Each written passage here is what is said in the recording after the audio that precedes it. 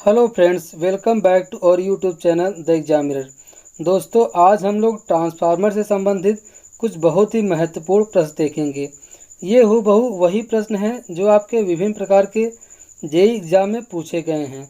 दोस्तों, मुझे पूरा उम्मीद है कि इस वीडियो से 2 से 5 प्रश्न आपके एग्ज़ाम में पक्का आएंगे। और दोस्तों, हर बार की तरह हम लोग इन प्रश्नों से संबंधित और जो भी टर्म हैं उन सभी को हम लोग अच्छे से समझेंगे, अर्थात अध्ययन करेंगे। इसलिए आपसे यही कहना चाहूँगा कि वीडियो के अंत तक ज़रूर बने रहिएगा, क्योंकि यह सेशन आपके एग्ज़ाम के लिए बहुत बहुत इम्पॉर्टेंट होने वाला है। और दोस्तों, एक बात मैं और आपको बताना चाहूँगा कि इससे पहले मैंने एसएससी जेईई 2019 का प्रीवियस ईयर पेपर सॉल्व कराया है।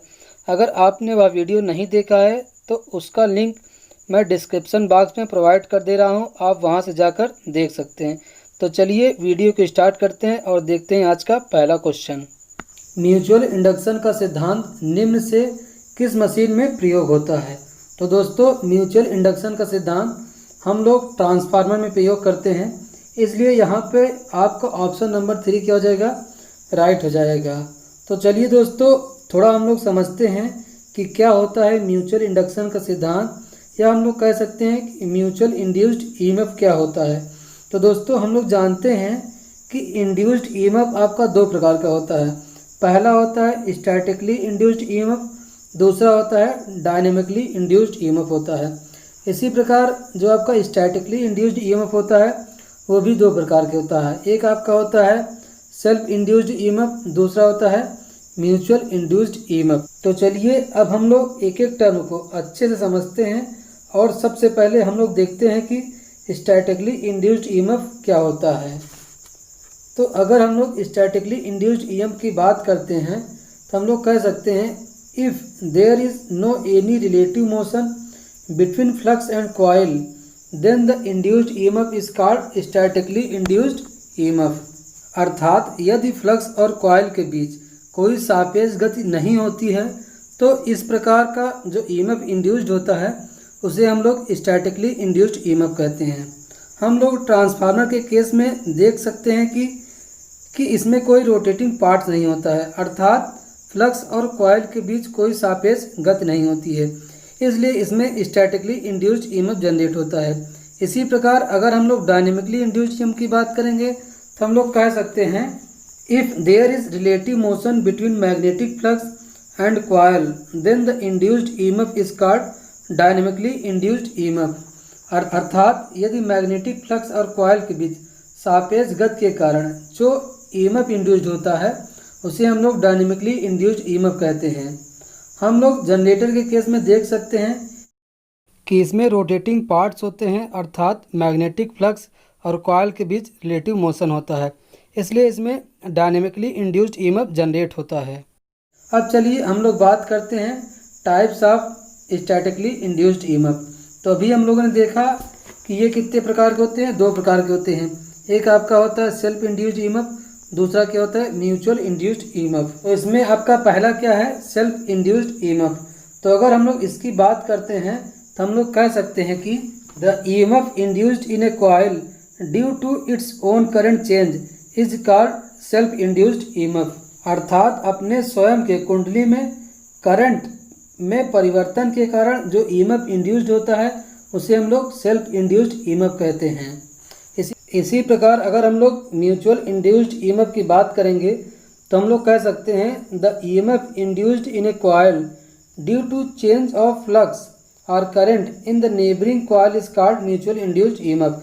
अर्थात अपने पड़ोस की कुंडली में करंट के परिवर्तन के कारण, अर्थात जैसे आप ये दे सकते हैं, ये क्या है? कोई कुंडली है, इसमें हम लोग सप्लाई दे रहे हैं, तो अर्थात अपने पड़ोस की कुंडली में करंट में परिवर्तन के कारण जो ईएमएफ इंड्यूस्ड होता है उसे हम लोग म्यूचुअल इंड्यूस्ड ईएमएफ कहते हैं।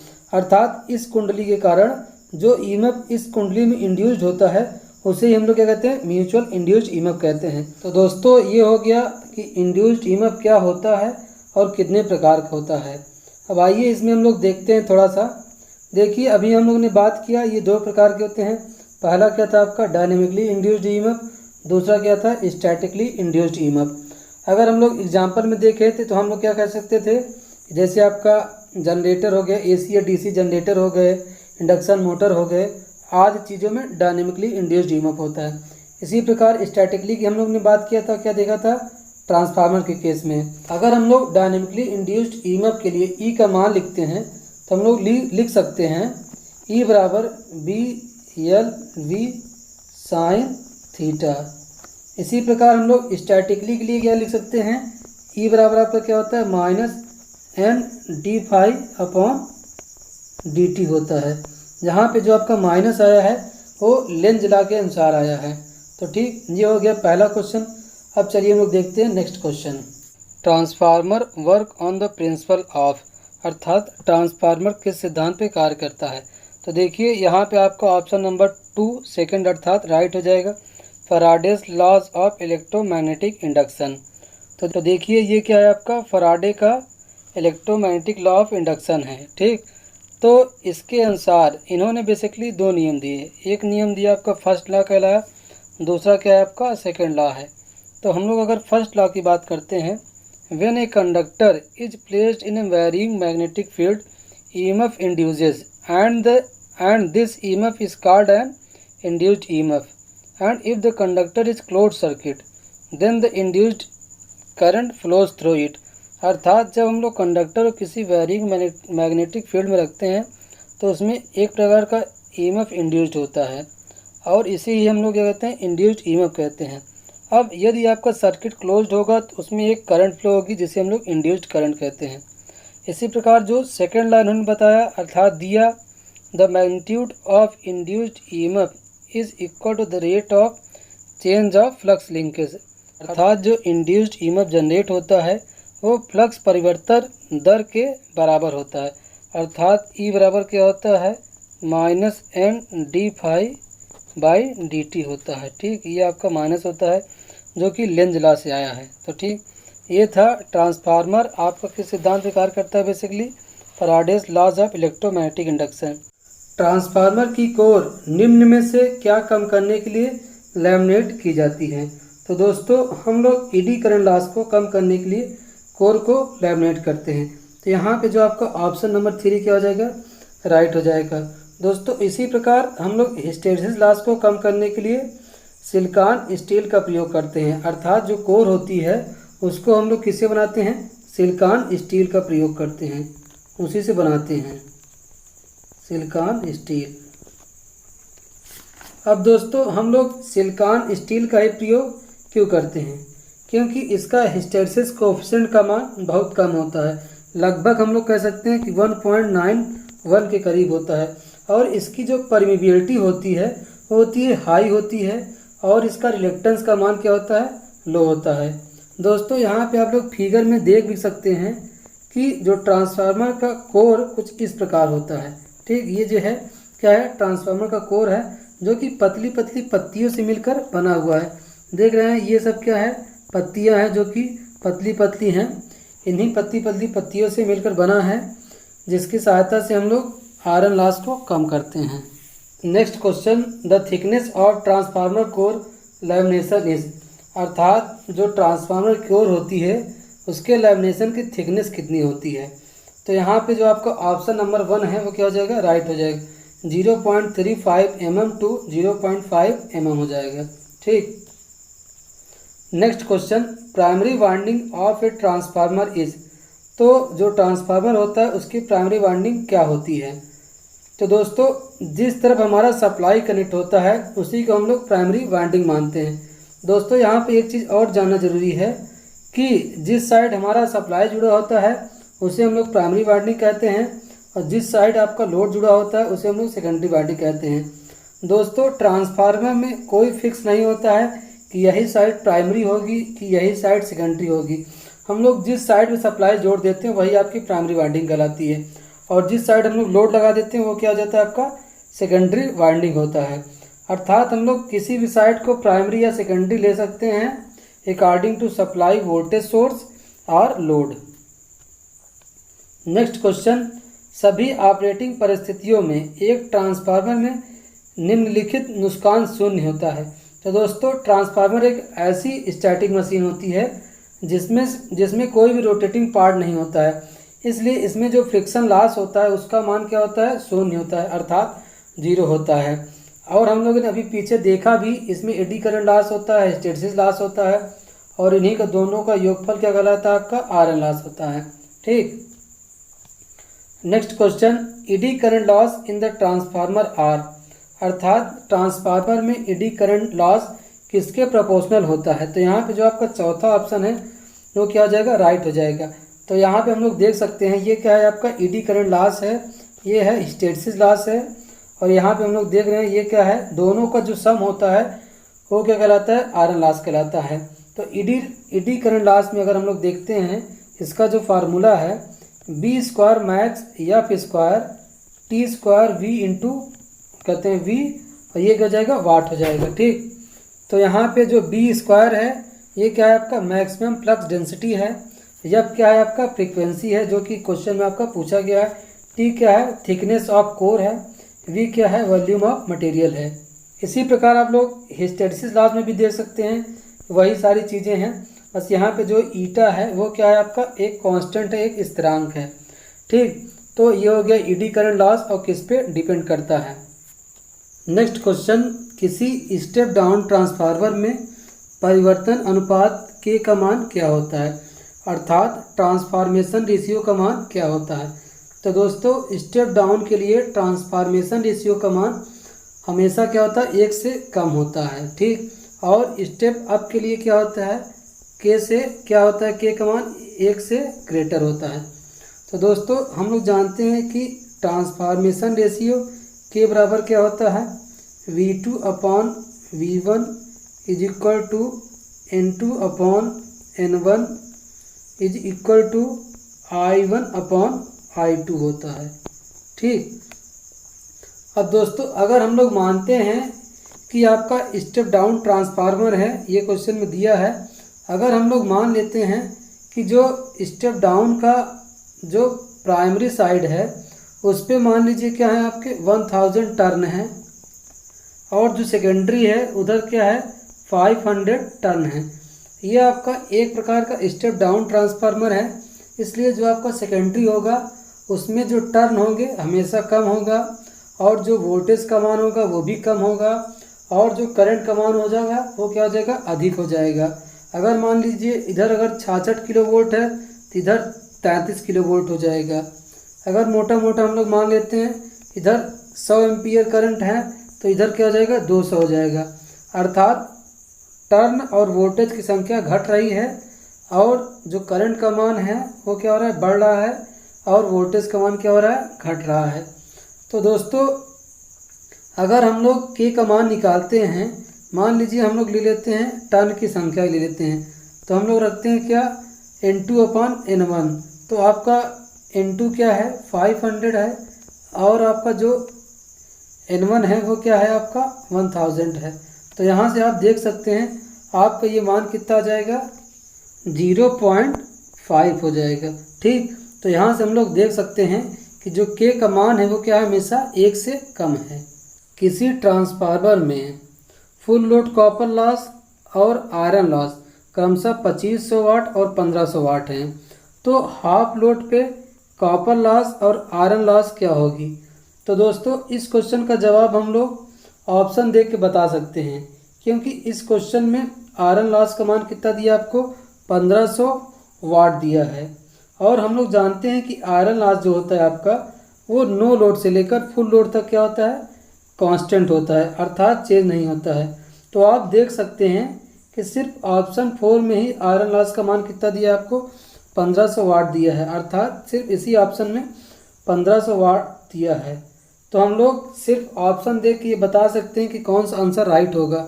ठीक, तो यहाँ पे आपका ऑप्शन नंबर 4 भी राइट होगा। तो चलिए अब हम लोग ज्ञात करते हैं कि हाफ लोड पे कॉपर लॉस कितना होगा। तो देखिए दोस्तों ये एक फार्मूला है कि हाफ लोड पे कॉपर लॉस कितना होगा, तो हम लोग लिख सकते हैं कि हाफ का square multiply full load copper loss, और हम लोग को फुल लोड कॉपर लॉस का मान ज्ञात है। तो ठीक, तो अब हम लोग सारी वैल्यूज को पुट कर देंगे तो हम लोग को हाफ लोड पे कॉपर लॉस का मान ज्ञात हो जाएगा। तो ये आपका हाफ स्क्वायर है, ये आ जाएगा आपका 1/4 मल्टीप्लाई, और ये कितना दिया है आपको ये आपको दिया है 2500 वाट दिया है फुल लोड कॉपर लॉस। ठीक, अब यहाँ पे हम लोग 2500 रखते हैं तो ये आपका कितना आ जाएगा, कट कितना आ जाएगा, 625 वाट आ जाएगा। इस प्रकार जो आपका हाफ लोड पे जो कॉपर लॉस होगा वो कितना हो जाएगा, 625 वाट। तो ये यहाँ पे आपका जो चौथा ऑप्शन था वो क्या था, राइट था। Next question, the efficiency of a transformer will be maximum when, अर्थात ट्रांसफार्मर की इफिशियंसी मैक्सिमम कब होगी। तो दोस्तों यहाँ पे जो आपको ऑप्शन नंबर 3 है वो क्या है, राइट होगा। अर्थात ट्रांसफार्मर की मैक्सिमम इफिशियंसी तभी होगी जब वेरिएबल लॉस कांस्टेंट लॉस के बराबर हो जाएगा। तो दोस्तों यहाँ पे जो आपका वेरिएबल लॉस है वो क्या है, आपका कॉपर लॉस है, और ये जो कांस्टेंट लॉस है वो क्या है, आयरन लॉस है। अभी मैंने पिछले क्वेश्चन में बताया भी कि ये क्या होता है, नो लोड से फुल लोड तक कांस्टेंट होता है, अर्थात बदलता नहीं है। जबकि आपका जो कॉपर लॉस होता है वो जो ट्रांसफार्मर पे लोड बढ़ने या घटने पर कम ज़्यादा होता है, इसलिए उसको हम लोग वेरिएबल लॉस कहते हैं। नेक्स्ट क्वेश्चन, ट्रांसफार्मर में तेल का कार्य क्या प्रदान करता है। तो दोस्तों ट्रांसफार्मर में जो तेल का कार्य होता है वो क्या होता है, इंसुलेशन और शीतलन। जो तेल होता है जो ट्रांसफार्मर में हम लोग प्रयोग करते हैं वो क्या करता है, बाइंडिंग को इंसुलेशन प्रोवाइड करता है, अर्थात शॉर्ट सर्किट होने से बचाता है। और जब बाइंडिंग हमारी गर्म होती है लोड बढ़ने पर तो उसको कूलिंग भी प्रोवाइड करता है। ठीक, नेक्स्ट क्वेश्चन, किसी ट्रांसफार्मर में किस हानि को चुंबकीय कोर और योग के लैमिनेशन की मोटाई को कम करके किया जा सकता है। तो दोस्तों यहाँ पे जो आपका ऑप्शन नंबर 4 वो क्या है, राइट है। तो ईडी करंट लॉस को हम लोग योग की लैमिनेशन की मोटाई को कम करके उसको कम कर सकते हैं। ठीक, तो यहाँ पे आपका ऑप्शन नंबर 4 राइट होगा।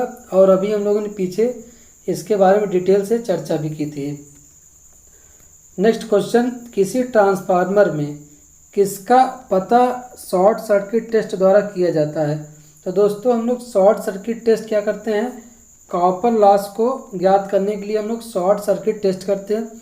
इसी प्रकार जो एक प्रकार होता है आपका ओपन सर्किट टेस्ट, और उस टेस्ट को हम लोग नो लोड लॉस को ज्ञात करने के लिए करते हैं।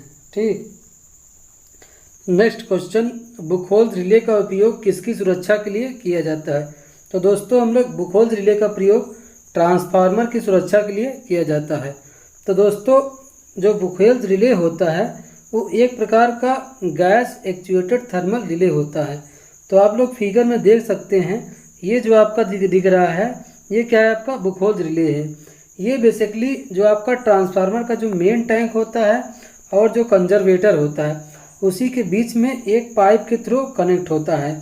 दोस्तों इसका काम क्या होता है, ये ट्रांसफार्मर को इंटरनल फॉल्ट से बचाता है। अर्थात जब ट्रांसफार्मर पे कोई जब इंटरनल फॉल्ट होता है हैवी, तो ये ट्रांसफार्मर को टिप करा देता है सप्लाई से। इस प्रकार जो हमारा ट्रांसफार्मर होता है वो जलने या नष्ट होने से बच जाता है। ठीक, तो ये है बुखोल्ज रिले का कार्य। तो इसका कार्य क्या है, ट्रांसफार्मर की प्रोटेक्शन के लिए इसका उपयोग करते हैं। Next question, voltage regulation and efficiency for 4 transformer A, B, C and D are given below. तो दोस्तों इसमें हम लोग बताना है कि किस कंडीशन में हमारा ट्रांसफार्मर अच्छी तरीके से वर्क करेगा। तो देखिए दोस्तों, इस कंडीशन में वोल्टेज रेगुलेशन का मान जितना कम होगा और इफ़िशियंसी का मान जितना अधिक होगा उतनी ही अच्छी तरीके से हमारा ट्रांसफार्मर वर्क करेगा। अर्थात ये दोनों कंडीशन सेटिस्फाइड होंगे तो हमारा ट्रांसफार्मर अच्छी तरीके से वर्क करेगा। तो इस तरीके का जो कंडीशन हमें सबसे अच्छा मिल रहा है वो क्या है, ऑप्शन नंबर क्या है 2 में, अर्थात डी वाले कंडीशन में ये सारी चीज़ें हमको मिल रही हैं। तो इस कंडीशन में हमारा ट्रांसफार्मर अच्छी तरीके से वर्क करेगा। Next question, in the case of an ideal transformer the primary supply voltage and current are. तो देखिए आइडियल ट्रांसफार्मर के केस में हमारा जो प्राइमरी वोल्टेज होता है और करंट होता है वो क्या होते हैं, एक दूसरे के mutually perpendicular to each other होते हैं। तो यहाँ पे हमारा ऑप्शन नंबर 2 क्या हो जाएगा, राइट हो जाएगा। नेक्स्ट क्वेश्चन, ट्रांसफार्मर के समांतर परिचालन में डेड शॉर्ट सर्किट हो सकता है। तो दोस्तों यदि हम वन फेज ट्रांसफार्मर हैं उनको पैरेलल में परिचालन करते हैं अर्थात उनका प्रयोग करते हैं, तो अगर हमारी जो पोलैरिटी है वो क्या हो जाए, गलत हो जाए, गलत पोलैरिटी में हम लोग उसको पैरेलल में कनेक्ट कर देते हैं, तो ये क्या हो जाएगा, डेड शॉर्ट सर्किट हो जाएगा। इसी प्रकार अगर हमारा 3 फेज ट्रांसफार्मर होगा तो उसमें अगर जो आपका RYB जो कनेक्शन होता है, सीक्वेंस होता है, अगर वो रॉन्ग हो जाएगा तब भी हमारा ट्रांसफार्मर क्या हो जाएगा, डेड शॉर्ट सर्किट हो जाएगा। तो यहाँ पे जो आपका ऑप्शन नंबर 1 क्या हो जाएगा, राइट हो जाएगा। नेक्स्ट क्वेश्चन, ट्रांसफार्मर पर शॉर्ट सर्किट जांच के दौरान अपूरित निवेश क्षमता किसके समान है। तो यहाँ पे अभी हम लोगों ने देखा भी था कि ये हम लोग short circuit test copper loss को ज्ञात करने के लिए करते हैं और जो आपका ओपन सर्किट टेस्ट होता है उसको हम लोग आयरन लॉस को ज्ञात करने के लिए करते हैं। तो यहाँ पे आपका ऑप्शन नंबर 1 क्या हो जाएगा, राइट हो जाएगा। Next question, which is the best suitable combination while performing open circuit and short circuit test in transformer. तो दोस्तों हम लोग जब ओपन सर्किट और शॉर्ट सर्किट टेस्ट करते हैं तो ओपन सर्किट के केस में हम लोग HV साइड को ओपन करते हैं, जबकि शॉर्ट सर्किट टेस्ट के केस में जो LV साइड है उसको शॉर्ट कर देते हैं। तो दोस्तों हम लोग जानते हैं कि ओपन सर्किट टेस्ट को हम लोग रेटेड वोल्टेज और रेटेड फ्रीक्वेंसी पे करते हैं। इसी प्रकार जो आपका शॉर्ट सर्किट टेस्ट होता है उसको हम लोग रेड्यूस्ड वोल्टेज पे करते हैं, अर्थात जो आपका रेटेड वोल्टेज होता है उसका 0 से 15% तक ही करते हैं। अब दोस्तों हम लोग ओपन सर्किट टेस्ट करते समय जो हमारे सारे इक्विपमेंट्स हैं जैसे वाट मीटर, वोल्ट मीटर और अमीटर, इन सब को हम लोग LV साइड लगाते हैं ताकि हम लोग को इंसुलेशन की जो मात्रा है वो कम देनी पड़े, तथा इस प्रकार हम लोग जो HV साइड है उसको ओपन कर देते हैं। और हम लोग शॉर्ट सर्किट टेस्ट में क्या होता है, हम लोग जानते हैं कि उसमें पहले से क्या होता है, आपका रेटेड वोल्टेज का 0 से 15% देते हैं सप्लाई, इसलिए वहाँ पे हम लोग को इंसुलेशन की मात्रा वैसे हमारी रिड्यूस हो जाती है, अर्थात वहाँ पे भी हमको कम लगाना पड़ता है, अर्थात हमारा वोल्टेज का मान पहले से कम होता है।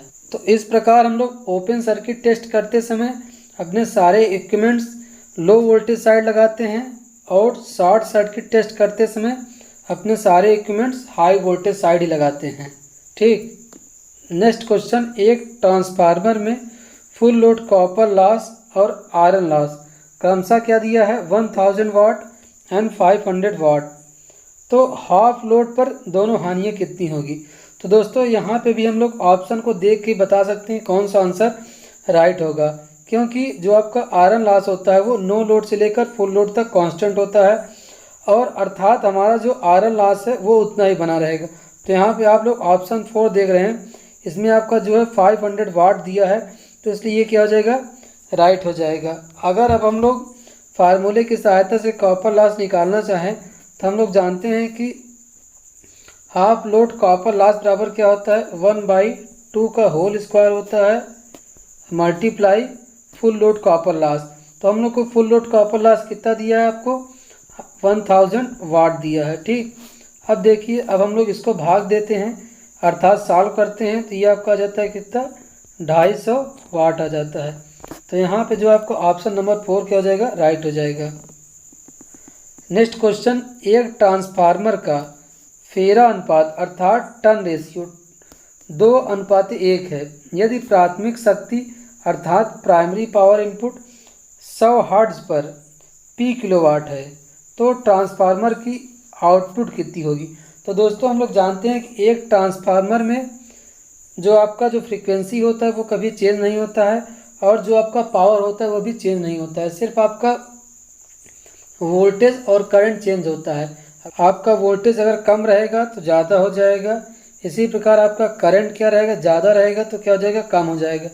और जो आपका VI रेशियो होता है दोनों तरफ क्या होता है, बराबर होता है, अर्थात VI का गुणनफल दोनों प्राइमरी और सेकेंडरी साइड क्या होता है, इक्वल होता है। तो यहाँ पे जो आपका ऑप्शन नंबर 2 है वो क्या हो जाएगा, राइट हो जाएगा, option number 2। Next question, transformer के प्राइमरी में दी गई वोल्टेज और उत्पन्न फ्लक्स के बीच फेज एंगल कितना होता है। तो ये कितना होता है, 90 डिग्री होता है। तो ये आपका होता है, ये होता है वोल्टेज होता है, और ये होता है आपका फ्लक्स होता है। इन दोनों के बीच जो कोण होता है वो कितना है, 90 डिग्री होता है। नेक्स्ट क्वेश्चन, बिजली ट्रांसफार्मर की अधिकतम क्षमता आमतौर पर किसके निकट होती है? तो दोस्तों, जो आपका पावर ट्रांसफार्मर होता है उसकी अधिकतम क्षमता फुल लोड पे होती है, अर्थात जब आपका फुल लोड होता है तब इसकी जो क्षमता होती है वो क्या होती है, मैक्सिमम होती है।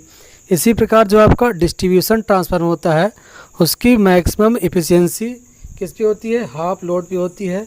हम लोग डिस्ट्रीब्यूशन के लिए 50% लोड लेते हैं, इसी प्रकार पावर ट्रांसफार्मर के लिए कितना लेते हैं, फुल लोड लेते हैं। ठीक।